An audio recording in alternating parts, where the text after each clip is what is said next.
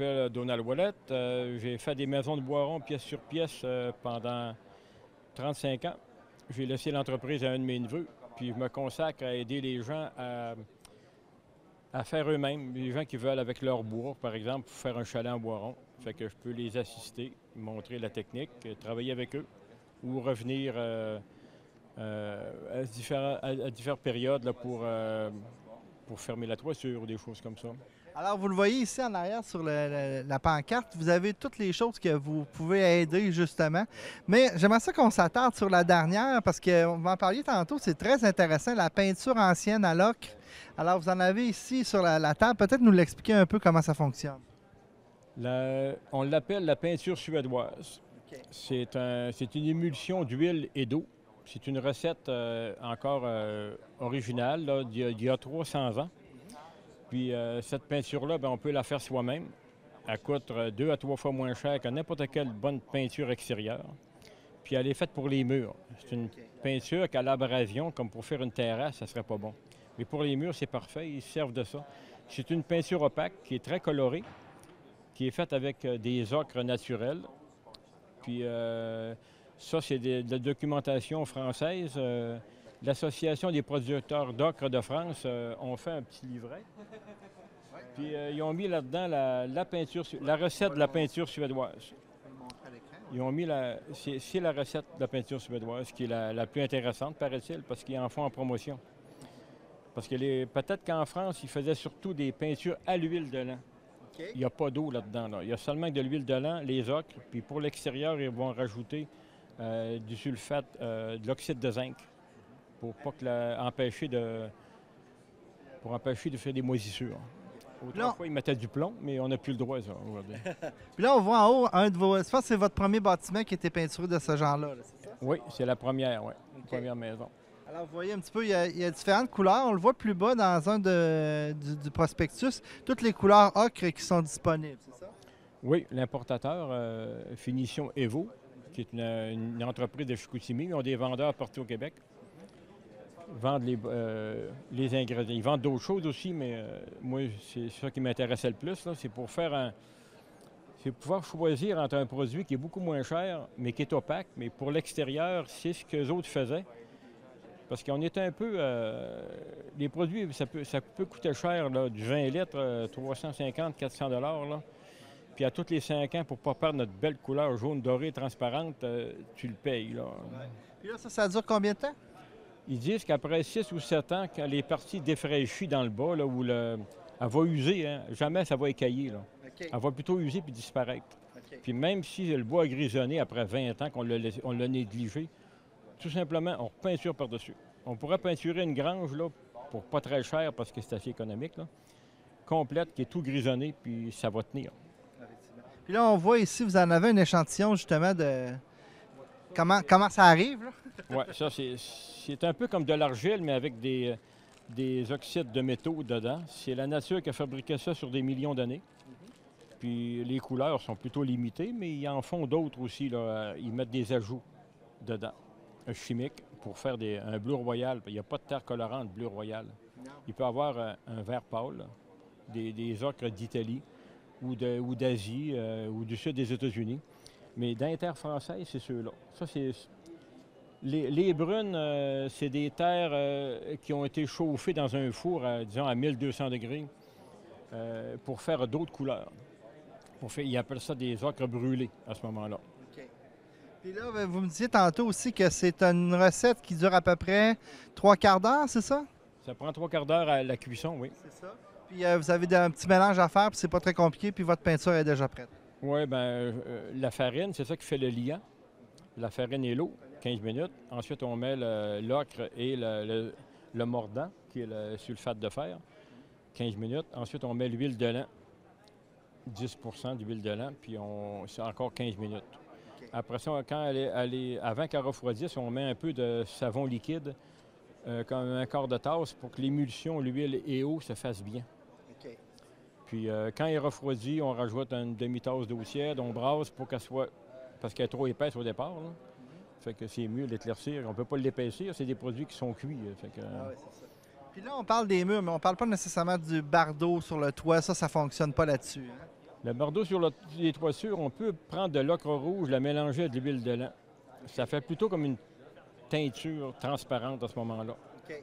Parce que moi, je ne mettrais pas une peinture à l'huile de lin dessus. C'est trop cher pour commencer. Au lieu de 4 ou 5 du litre, ça va coûter 18 ou 19. C'est mieux que les 35 du litre qu'on a aujourd'hui, là, qui sont directement importés, qu'on peut avoir aussi au Québec, là, qui sont importés de Suède. C'est un beau produit écologique, là, mais il est cher, mais c'est facile à faire. On n'a même pas besoin de le cuire. On mélange les ingrédients, puis c'est tout. Alors, ben c'est ça. C'est une belle solution alternative qui est intéressante pour le bois. Ben, merci beaucoup, M. Ouellet. Ça m'a fait plaisir.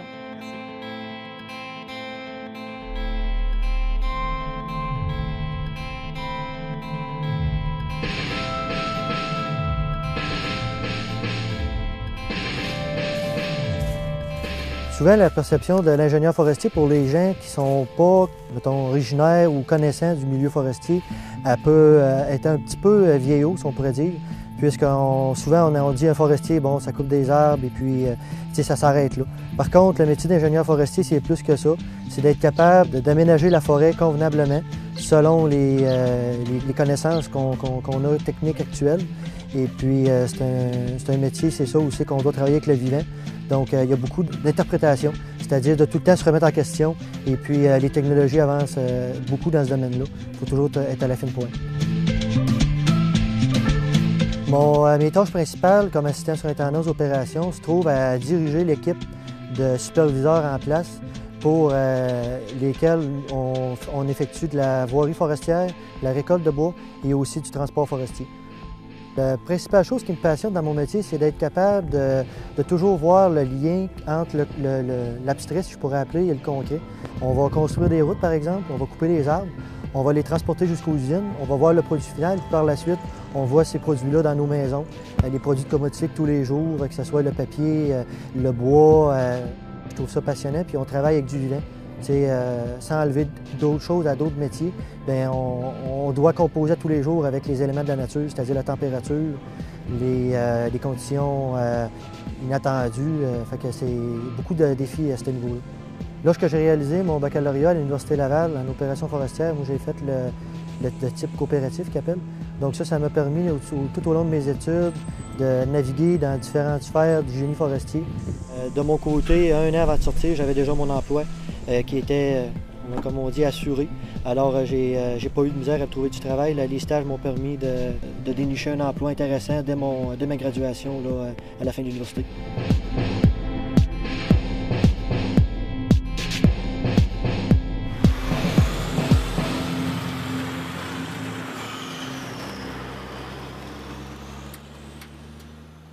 Alors, nous, dans notre série d'émissions de la forêt, notre richesse, on a eu beaucoup de contacts avec les ingénieurs forestiers. On nous a dit, moi, je suis un ingénieur forestier, tout ça.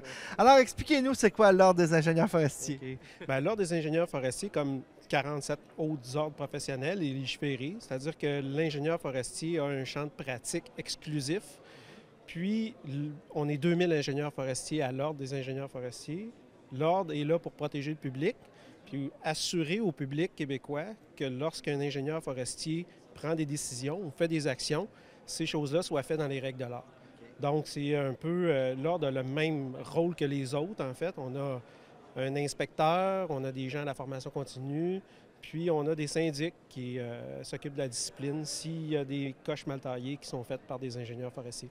Un ingénieur forestier, c'est un bachelier, est-ce que je me trompe? C'est un bachelier, c'est un bac de 4 ans. Ça se donne à l'Université Laval. Puis on a aussi, depuis les 15 dernières années, beaucoup de gens qui nous viennent de l'Université de Moncton, qui font également leur baccalauréat là-bas.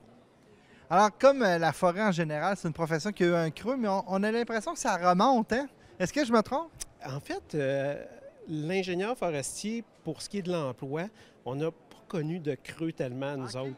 La forêt est toujours là, puis il va en avoir tout le temps, puis on l'a toujours aménagé. C'est-à-dire que dans les usines de transformation, c'est sûr qu'il y a eu une petite baisse, hein? On a vu beaucoup de fermetures d'usines et tout ça, mais la pratique professionnelle en tant que telle, aménager la forêt, planifier les opérations, faire les opérations forestières, l'ingénieur forestier a toujours eu de la place pour ça. Ouais. Justement, parlons-en, c'est quoi un ingénieur forestier? Maintenant, on le retrouve pratiquement partout, et même dans les municipalités. Vous avez bien dit, c'est vrai. l'ingénieur forestier, ce qu'on connaît d'ingénieur forestier dans le temps, où qui faisait sa planification, il allait sur le terrain, faisait des opérations forestières, ça a énormément changé. Maintenant, on parle beaucoup d'environnement. L'ingénieur forestier est très présent dans ce qui est l'environnement, très présent également dans toutes les municipalités, avec les règlements d'abattage d'arbres, les contraintes environnementales qu'on a à subir un peu partout. Puis, c'est un intégrateur, l'ingénieur forestier. C'est lui qui doit discourir avec de multiples gens de tout acabit, de toute appartenance, pour essayer de faire l'aménagement, planifier l'aménagement sur les forêts du Québec. C'est pas nécessairement évident. Puis oui, le spectre d'emploi de l'ingénieur forestier est vraiment extrêmement large maintenant. Parce que maintenant, il y a beaucoup de règlements à respecter. Je veux pas, là, ça a beaucoup changé, ça aussi. Il y a des règlements dans chacune des municipalités, quasiment. C'est sûr que nous, on prône pour mettre des règlements plus à l'échelle des MRC. Ce serait plus facile. Mais c'est correct d'avoir des règlements. Hein? Les temps changent, les valeurs des gens changent, les besoins des gens changent, puis l'ingénieur forestier a à adapter sa pratique par rapport à ses besoins et à ces valeurs changeantes-là. Puis nous, on les accompagne dans ça. C'est sûr qu'on a une formation de base, mais on offre beaucoup de formations continues pour faire en sorte qu'on s'adapte aux valeurs et aux besoins changeants de la population. Il reste que quand on entendait parler d'un ingénieur forestier, c'était beaucoup dans les entreprises forestières. Ça, ça reste encore, c'est toujours encore très important. Oui, mais ça a énormément, le portrait a beaucoup changé. Avec le nouveau régime forestier qui est en place depuis 2013, maintenant, c'est le ministère des Forêts, de la Faune et des Parcs qui a la responsabilité de la planification forestière. Donc, il y a eu une migration des ingénieurs forestiers qui étaient à l'emploi des grandes compagnies vers le ministère des Forêts, de la Faune et des Parcs. Puis il y a aussi une explosion des ingénieurs forestiers qui travaillent au sein des MRC, des municipalités, des groupes écologistes même. Donc, effectivement, le portrait a beaucoup changé. Donc, quand vous faites des congrès, ça vient de partout, là? Ça vient de tous les champs d'activité. Ça vient de tous les champs d'activité. C'est pour ça aussi que, vous parlez de congrès, c'est intéressant parce que c'est effectivement très difficile de faire un sujet qui soit rassembleur pour tout le monde. Parce que c'est vraiment là, complètement éclaté. Sauf que ce qu'on remarque, c'est que lorsqu'il y a des nouveaux règlements, des nouvelles lois, l'ingénieur forestier est vraiment très assidu pour savoir qu'est-ce que ça a comme implication dans ma pratique professionnelle. On l'a vu dans le nouveau règlement sur l'aménagement durable des forêts qui a été mis en place. Puis cet automne, on a fait un événement là-dessus où on a eu une foule monstre dernièrement avec la loi sur la conservation des milieux humides, où on a eu plein d'ingénieurs forestiers qui voulaient savoir qu'est-ce que ça impliquait dans leur pratique. Donc, ça fait partie de leur déontologie.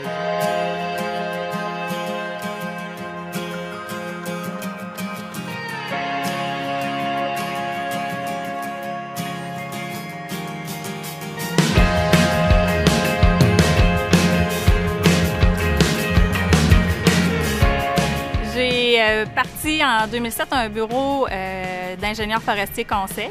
On travaille dans plusieurs domaines différents. Dans le fond, nous, ce qu'on voulait, c'était diversifier au maximum nos activités. Donc, on travaille dans le domaine de la sériculture, c'est-à-dire les producteurs de sirop d'érable. À ce moment-là, on peut travailler autant dans les cabanes qu'en forêt pour les aider à optimiser leur procédé de récolte. Puis, on travaille aussi en certification forestière. Ça, c'est mon domaine à moi. Autant en forêt qu'on peut travailler aussi en usine sur des chaînes de traçabilité, là, vraiment plus la partie usine. Traçabilité, c'est quoi? En fait, c'est de suivre la transformation d'un produit de la forêt jusqu'au consommateur pour s'assurer que le consommateur, quand il achète un matériau, il sait qu'il le fait de façon responsable.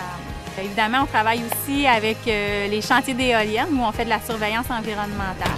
Pour nous, c'est toujours un défi de réussir à embaucher un nouveau technicien ou un nouvel ingénieur parce que c'est une denrée rare sur le marché, les ingénieurs forestiers et les techniciens forestiers. Donc, on est en période de croissance, donc on est tout le temps en perpétuel recrutement. Puis c'est très difficile là, parce qu'on en manque de gens spécialisés en forêt. Moi, personnellement, ce que j'aime le plus, c'est la diversité. En fait, en ayant un bureau de consultant, on est amené à travailler sur plein de sortes de projets. C'est sûr que ma spécialité à moi, c'est la certification, mais la certification, ça m'amène à travailler dans des scieries, dans des usines de papier, des usines de panneaux. Ça peut même être une usine de crème à main qui utilise de l'huile naturelle de sapin. On a aussi tout le volet acéricole, le volet des éoliennes, des chantiers, opérations forestières. Donc, on est amené à toucher à plein de choses. Puis je trouve que c'est ça qui est le fun en foresterie. Si on regarde autour de nous, les amis qui ont fait leur école avec nous autres aussi, c'est rare qu'on trouve des gens qui font exactement le même métier. Là, chacun a développé ce qu'il aimait le plus. Puis c'est ce qui fait la beauté, je pense.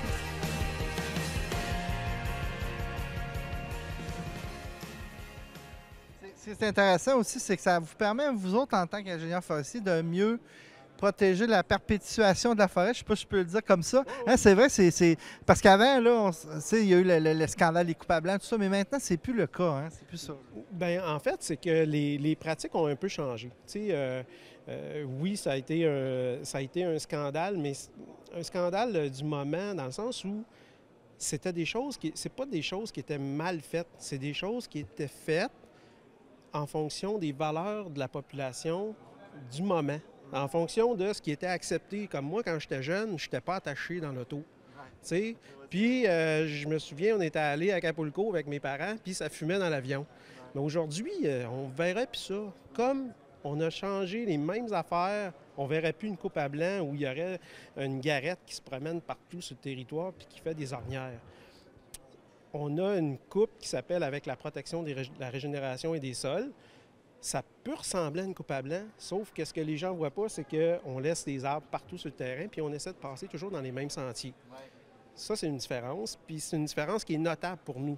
Peut-être pas à l'œil vif d'une personne non initiée, mais pour le forestier, c'est très changeant. On est allé aussi beaucoup vers les coupes d'éclaircies. La sélection d'arbres, la coupe sélective. Donc, c'est des innovations puis, qui bouleversent le domaine. Puis, c'est important de les faire. J'ai le goût de vous dire que c'est pas terminé parce que la technologie embarque dans l'histoire. Écoute, là, avec les drones, le lidar, qui nous permettent vraiment là, d'être beaucoup plus... d'optimiser beaucoup plus notre pratique, d'avoir des données qui sont beaucoup plus précises que d'envoyer des gens sur le terrain. Donc, nous, on est en manque d'effectifs. Hein.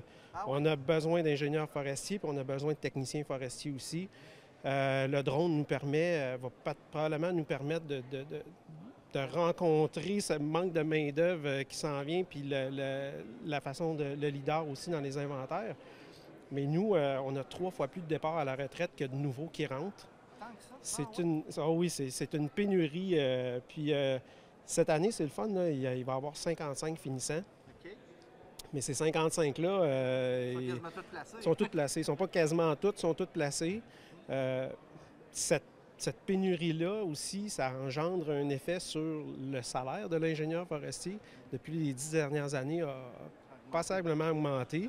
Ce qui est intéressant. Pour nous autres, là, peut-être pas pour les entreprises forestières, mais donc c'est ça, on vit une pénurie qui est là, en fait. Là.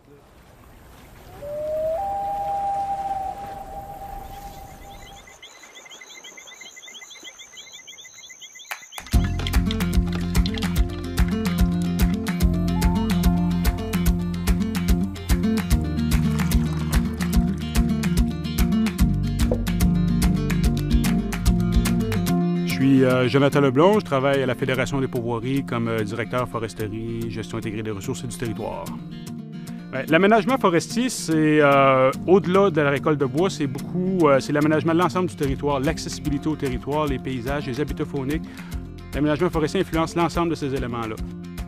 Écoutez, on fait une très grande différence au niveau de la façon dont les habitats fauniques, l'environnement est conservé sur le territoire, comment le territoire même se développe pour l'ensemble des utilisateurs et non seulement pour, par exemple, la récolte de bois. Donc, nos tâches sont vraiment d'aller influencer l'ensemble des interventions qui peuvent se passer pour qu'ils correspondent beaucoup plus aux aspirations de la société. Donc, on est toujours très fiers quand on fait une négociation, que ce soit avec le ministère ou avec l'industrie forestière, et qu'on réussit à protéger les territoires, qu'on réussit à faire modifier les travaux d'aménagement forestier ou même la localisation du réseau routier de façon à protéger des portions de territoire des fins d'activité de pourvoirie ou récréo-touristique. C'est toujours une assez grande fierté. Des fois, c'est des centaines de kilomètres carrés qu'on a permis de préserver. Dans d'autres cas, ça a été de développer des nouvelles façons de faire, des nouveaux traitements qui permettent de concilier les habitats fauniques avec la récolte de bois. Donc, c'est sûr, quand on arrive chez nous, on a toujours le sentiment là, de devoir accompli, d'avoir vraiment changé quelque chose sur l'avenir, sur la qualité du territoire. Mon horaire, je l'ai fait moi-même, donc je suis capable de l'adapter à mes besoins, à mes réalités, autant de père de famille que de passionné de la nature. Évidemment, on a à se déplacer des fois assez loin. Conditions salariales qui sont très avantageuses aussi. D'un côté, on regarde les chances d'emploi, on va avoir les meilleures conditions possibles. D'un autre côté, on a ce qui nous attire, nos passions.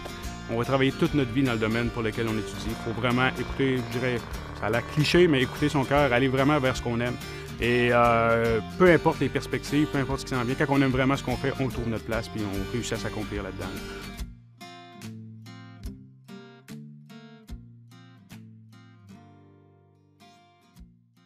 Puis, il va falloir, nous, on fait beaucoup de promotions auprès des jeunes pour les intéresser à la pratique forestière.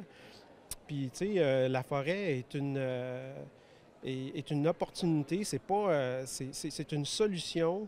L'aménagement forestier est une solution pour rencontrer tous les problèmes avec les changements climatiques qui s'en viennent. Puis avec toute la notion de captation de carbone et tout ça. Puis on dirait que les jeunes ils sont extrêmement intéressés par l'environnement, puis ils se rendent compte qu'en devenant ingénieurs forestiers, ils ont un pôle de décision. C'est eux qui vont prendre des décisions pour l'avenir. Puis ils se rendent compte que la forêt est une solution pour ça, tu sais. C'est un petit peu votre présence ici, la raison, hein, c'est ça? C'est une des raisons. On a fait beaucoup de capsules vidéo aussi. Puis, écoutez, c'est pas compliqué. Il y a 4 ans, il y avait 18 finissants. Puis là, on est rendu à 55. On en est vraiment très heureux. Puis les inscriptions aussi à la faculté, ça va super bien. Donc, on est vraiment heureux de ça, là. Alors, si justement, si vous avez des capsules vidéo, tout ça, les gens veulent voir un petit peu plus d'informations sur votre ordre, tout ça, et les ingénieurs, on peut aller où? OIFQ.com pour ordre ingénieur-forestier-québec.com, où là, on a des capsules vidéo qui montrent les différents pans de la pratique forestière, les différents aspects de tout ce qu'on peut faire, que ce soit érablière, en usine, en protection, en environnement, alouette. Ils sont partout. Ils sont réellement partout, effectivement. Ils sont 2000, mais ils sont partout. Ouais. Hey, ça a l'air bien intéressant. On va aller voir justement vos vidéos. Peut-être que les gens ont eu l'occasion de les voir à l'écran. Merci beaucoup. Merci à vous. Bonjour.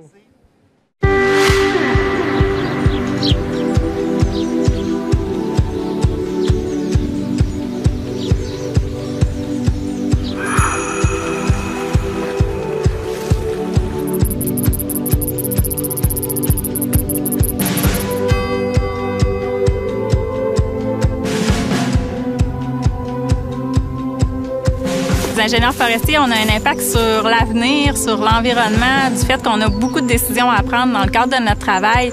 Souvent, on dit un forestier, bon, ça coupe des arbres et puis, tu sais, ça s'arrête là. Par contre, le métier d'ingénieur forestier, c'est plus que ça. C'est d'être capable d'aménager la forêt convenablement selon les connaissances qu'on a techniques actuelles. C'est la possibilité d'avoir en même temps un domaine qui est scientifique, un domaine d'ingénierie, mais en même temps, c'est de l'ingénierie qui s'intéresse à un milieu naturel. Moi, ce qui me passionne dans mon travail, c'est le bois. C'est de toucher à la matière. C'est une matière qui est vivante, une matière qui est belle, qui est le fun à travailler. Moi, personnellement, ce que j'aime le plus, c'est la diversité. En fait, en ayant un bureau de consultant, on est amené à travailler sur plein de sortes de projets. C'est sûr que ma spécialité à moi, c'est la certification, mais la certification, ça m'amène à travailler dans des scieries, dans des usines de papier, des usines de panneaux. On a aussi tout le volet acéricole, le volet des éoliennes, des chantiers. Bien, écoutez, on fait une très grande différence au niveau de la façon dont les habitats fauniques, l'environnement est conservé sur le territoire. Donc, nos tâches sont vraiment d'aller influencer l'ensemble des interventions qui peuvent se passer pour qu'ils correspondent beaucoup plus aux aspirations de la société. Ah, la foresterie, c'est ça, l'environnement, le plein air, les sciences, tout ensemble dans un même package.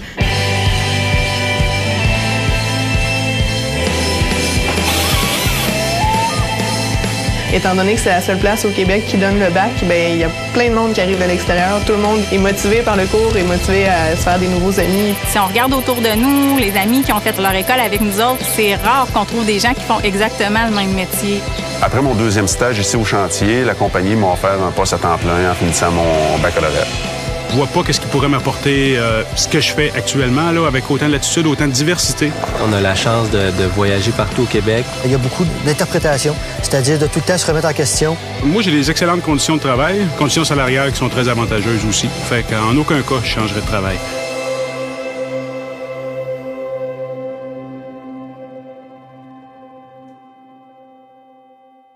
Alors, on termine l'émission avec Benjamin et on a fait une belle tournée. C'était vraiment le fun. J'aimerais que tu nous parles de l'an prochain parce que ça va être spécial pour vous autres.